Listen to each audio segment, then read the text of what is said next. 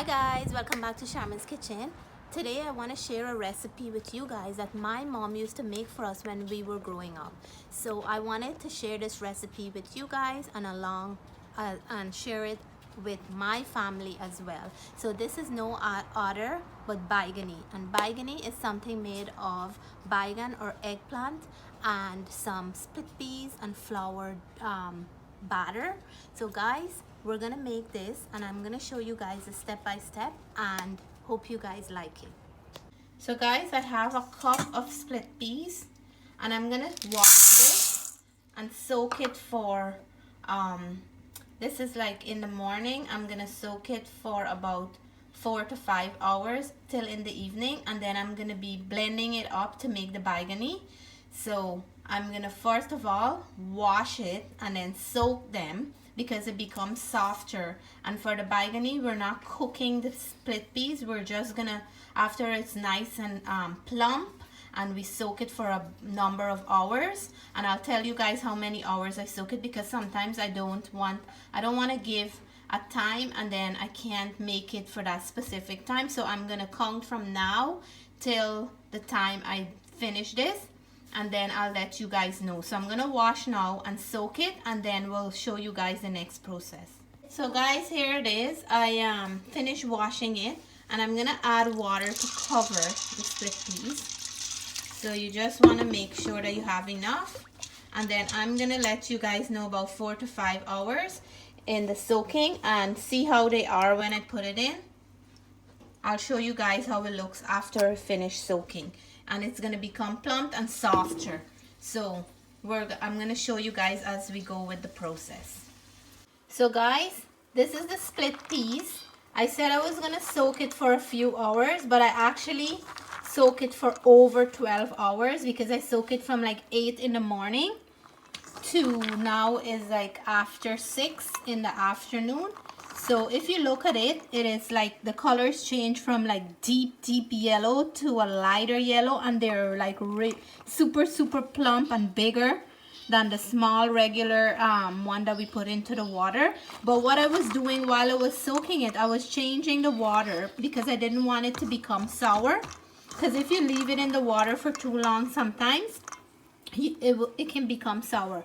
And another thing what you can do is leave it overnight, but I didn't remember that I want to make this, so I just thought about it in the morning and I said, okay, I'm gonna soak the peas and then do it at the end of the day. So you can also do that too. And some people sometimes make it with the split peas powder. If you have it, you can make with the split peas powder as well, but whatever you have at hand. I do not have split peas powder, so I'm making my own. But you're soaking it, you don't have to cook it, you're just soaking it, that's all. And then my husband is gonna blend it up in his bad boy that he have here, and this is gonna give me a good mix. So what I have to add, I'm gonna add some green onion to flavor the peas up. And I have the ingredients here. I have 6 cloves of garlic, I have 2 green onions, and I have a piece of pepper. This is about the 3rd time I'm cooking from this one pepper. I had used some for my eggplant or Baigan choka. I had used some for another dish that I made in the past, and now I'm using the last piece because we want to flavor this the batter to make the baigani. So I'm just gonna cut up the green onion. I'm gonna cut them into small pieces, and the garlic and the onion, add them into this right here. So while it's blending, it's gonna mix together. The seasoning will mix in together, and then I'll show you guys the next step because I have to add some flour. So I'm gonna show you guys as I go along with the process. So guys, I cut up all the seasoning, my 2 green onion, the 6 cloves of garlic, and the pepper that I had. So while my husband is blending this, it's gonna all mix in well into the split peas. And then once everything is done, all I have to do is mix with the flour and then leave it to sit for a bit. So we'll come back and show you guys the next step. So guys, I believe I showed my video this machine before. For I think I did coconut milk in it, and I did my peas for dal puri. But I want to show you guys again how amazing this machine is. This is split peas as just so. It's not boiled or anything, and look how amazing. So my husband is feeding it at the top here, and then it's coming down here. You don't have to do anything, just feed it, and then it's dropping out here. And I'm gonna show you guys, like, so nice and so smooth that you don't even need to do anything else with it. So that's how powerful this machine is, guys. I'm gonna leave a link below for this machine, because if anybody is interested, guys, I do coconut milk when I want to make coconut rice or something like that. I usually do cassava when we want to make cassava cone or something like that. I usually do my dal for dal puri, the split peas that's not cooked yet in here when we want to make palauri or baigani or something like that. And this machine can do juice, it can do a whole bunch of stuff. So this is one good investment that I didn't want my husband to make, but after he made it, I'm so in love now with this machine, because it makes my work easier, and something that I would have to do for a long time, I will do it in some minutes. So guys, this would be a very good investment if you're looking into finding something like this. I'll leave a link below. I did 1 cup of split peas, this cup measurement, and then when we soak it for over 12 hours, and we blend it up, like my husband grinded in his machine, this is how much we get out of it for the baigani. So what I like to do, this is the wet ingredient, I like to add, and I'm gonna get a measuring spoon. I like to add into my my split peas salt. So I'm gonna add 1 teaspoon of salt, and because I'm adding flour, the salt have to flavor the flour as well. I'm gonna add 2. So 2 teaspoons of salt, and we're gonna add 1 teaspoon of roasted geera or cumin. We're gonna add into right in here in the wet ingredient. I'm gonna turn it up and see if I need to add anything else. So we have the salt, and you guys see before that I add pepper, green onion, and garlic to the split peas when we were blending it. It smells so good, guys. Amazingly good. That scent of the geera and the garlic mixed together with peas always have that nice beautiful scent. So I think this geera is good. I'm gonna leave it as that, and I want to taste it. It's good. I don't want to add after, because then I don't want to taste when it's raw flour. So in the flour, I have 3 cups of flour, and I'm gonna add to that. I don't put any yeast into my baigani. If I can avoid using yeast, I would, but for some recipes you do need it. So I'm gonna add 1 tablespoon of baking powder. I'm gonna add 2 into my 3 cups of flour, and I like to mix the baking powder and the flour separate before I add it in here, because I find if you just add the baking powder in the mixture, it's not gonna get into that flour in all parts of the flour. So I like to do that before I add it. And then what you want to do now, you want to make this into a batter. And to do so, if you add the flour into here, I find that it gets clumpy. So I like to add some water here. And you want to make this wet, and you want to make it to a batter kind of texture. And now I can start adding my flour little by little by little. And guys, with this mixture, if you have any leftovers, you can do zucchini, you can do cauliflower, you can do potatoes, whatever you want to add, batter and cook. If it's peppers, whatever you feel like cooking, you can add it. So today I'm gonna do the baigani, and whatever is left over, I'll just fry it as palauri. So I'm gonna go and mix. I need some more water. And guys, you can do spinach. You can just cut up some spinach and add it to the batter, and you just mix it in and then fry it as a ball. So you can do all that. Because for me, once you make a batter, you can just add whatever you want to the batter. So I'm gonna go in again and I'll just mix. And guys, if you notice with Baigani and Palauri, they have a nice yellowish color. So that's where the turmeric will kick in, and I'm gonna be adding my turmeric after I add the flour, because I don't wanna add turmeric and then after I put the flour, the color is not how I want it. So I'm gonna keep adding. So this will be double the size. I'm gonna put in all the flour now. Sorry guys. And then I will keep adding water to make it nice and soft. That when I add my baigan, or when I put dip the baigan in here, it's gonna stick to the baigan, because baigan is so smooth and sometimes the batter don't stay on. If you mix it too hard, it won't stay on. But if you mix it nice and soft, it will slather nicely onto the baigan. So I'm gonna keep mixing it into a very, very wet texture. Into a nice wet texture. And then at this point here is where I wanna add my turmeric. And guys, if you notice, the split peas is not like finely grind. There's still some texture in there, but that's gonna be nice on the baigan. But you can grind it how you want. There's so many ways. Everybody have their own twist and your own nice little way of making it. But guys, this is just one version of my way that I make it. There's a whole bunch of different ways. Depends on how my mood is.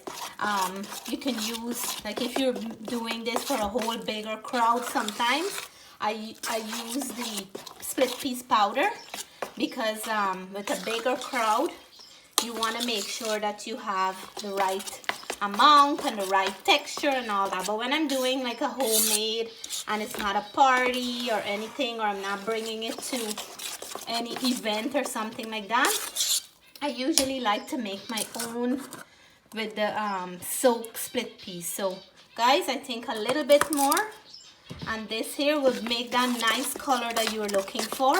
And the good thing about this batter, if you mix it and you let it sit and you add in your the pepper in here, excuse me guys, and you're adding your baigan to it to make the baigani, and it's not how you want it, you can always add some more water. So I'm gonna leave it like this and let it sit for a little bit. In the meantime, it's gonna raise.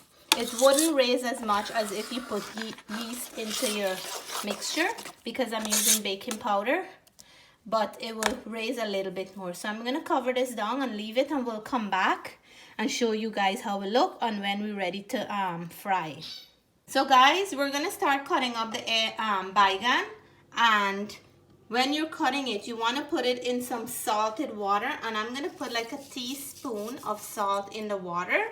So this is gonna stop the baigan to have that black color, which is the oxidization that the eggplant or the baigan will have.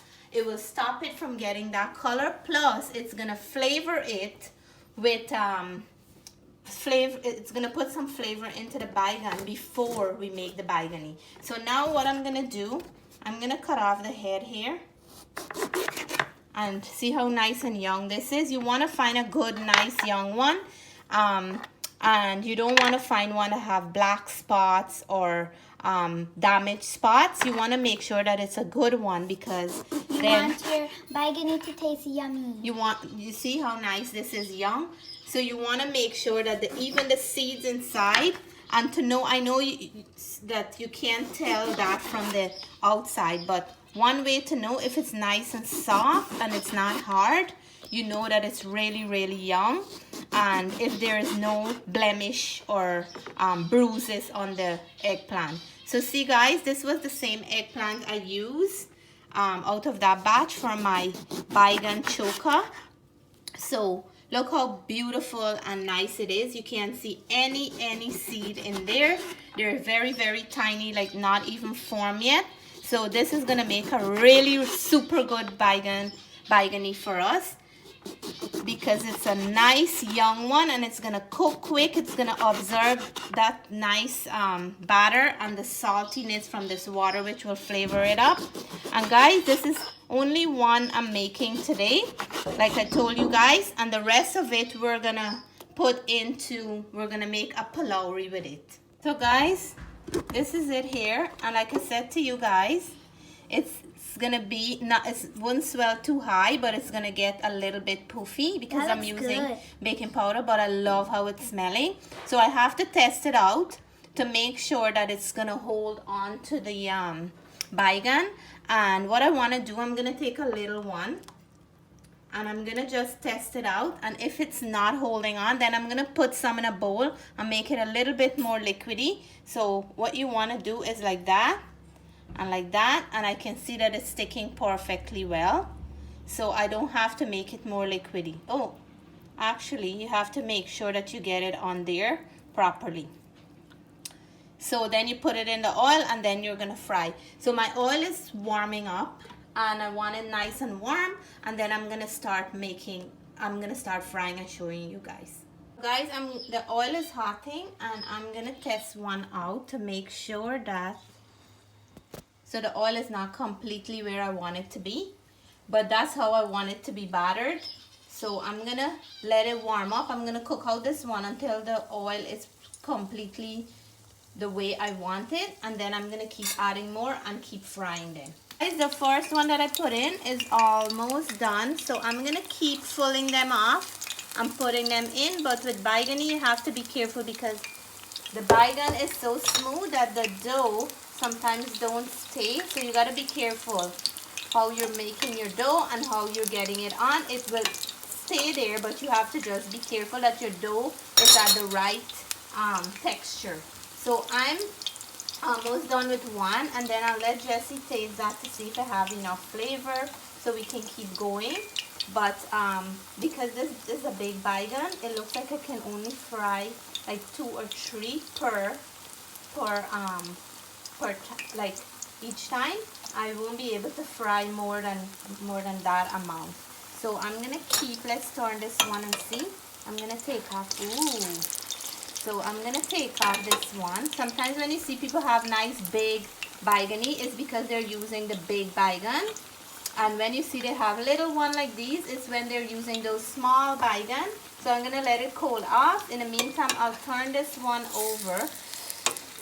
Ooh, this looks so nice and crispy. Yeah, I just make this one like went to too much to the edge, so it's stuck there, but that's fine. We'll get everything the way we want it. So I'm gonna let those 2 fry, and then I'm gonna add another 2 here, or maybe I can put another one. So guys, I have to keep repeating this process until it's done, and then we'll show you guys the final step. So guys, here is that beautiful plate with Baigani, and you can show it close up for them to see. Look how nice and round and big. These are like some big ones. These are like the middle of the Baigan because it was a big one. If you make skinnier or smaller Baigan from the Baigan, you will get smaller ones, but these looks like if you get one, it's enough. But guys, we're the leftover batter that I had, I made the rest in palauri when I was done with all the Baigan, and I made some sour.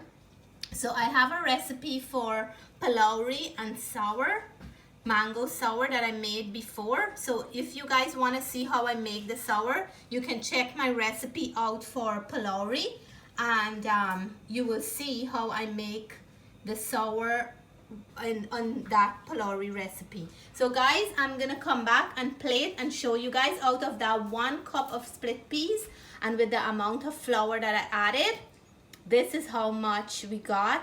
So let me come back and plate and show you guys. We're gonna take one of the Baigani and I'm gonna break it so you guys can see. So look guys, This one, this is the inside, this is the batter part, the eggplant is in there. Look how fluffy and look how nice that is. And you have to make sure that you season up your dough well, because remember, if you don't season up the dough, the seasoning cannot go on the baigan after.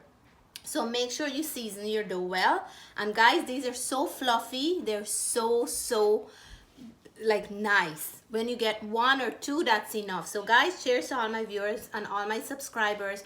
Hope you guys will try Baigani if you never did so.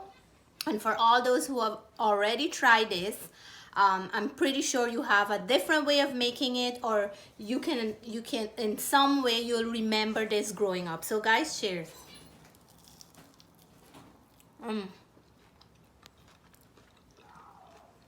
So good, guys. If you ever make this, make sure you have mango sour to eat it, because it goes very well with mango sour.